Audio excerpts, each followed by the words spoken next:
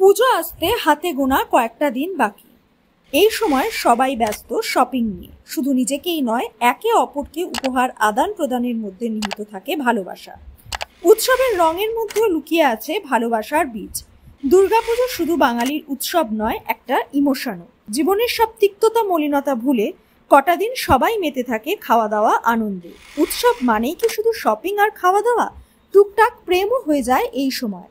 এবছর টলিপাড়ার অনেক প্রেমী পরিণতি পেয়েছে। কাঞ্চন মল্লিক, শ্রীময়ী চট্টরাজ চরম কটাক্ষের মাঝেও ধুমধাম করে বিয়ে করেছেন। বিয়ের পর প্রথম পুজো।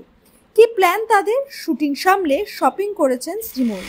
কাঞ্চন অবশ্য বর্তমান পরিস্থিতির কথা ভেবে তার জন্য শপিং করতে বারণ করেছিলেন, কিন্তু শ্রীময়ী সেসব কথায় পাত্তা দেননি। প্রচুর জামা কিনেছেন স্বামীর জন্য।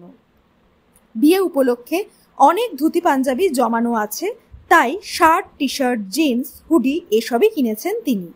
বিয়ের অনেক শাড়ি এখনো অভিনেত্রীর পরা হয়নি, তা সত্ত্বেও নিজের পছন্দের শাড়ি কিনেছেন শ্রীময়ী। কাঞ্চন অবশ্য শাড়িতে অজ্ঞ, তাই তিনি নিজে থেকে কিছুই কিনে দেননি।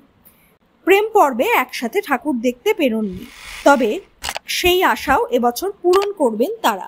দশমীর দিন হয়তো বাগবাজারে যুগলে সিঁদুরও খেলবেন। অভিনেতা সৌরভ দাসও সদ্য বিয়ে করেছেন। আরজিকর কাণ্ডের প্রতিবাদে দুর্গাপুজোকে ঘিরে এবছরই সৃষ্টি হয়েছে টানাপোড়েন।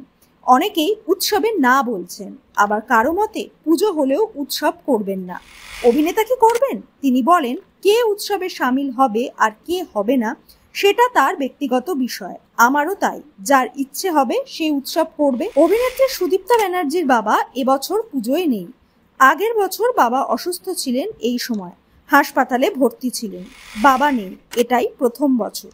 বাবা প্রতি বছর নতুন জামা পরে ঠাকুর দেখতে বেরোতেন, অঞ্জলি দিতেন, আইসক্রিম খেতে খুব ভালোবাসতেন। দোকানে গিয়ে বাটি আইসক্রিম কিনতেন। এবছর থেকে আর সেসব হবে না। বাবাকে খুব মিস করবেন অভিনেত্রী।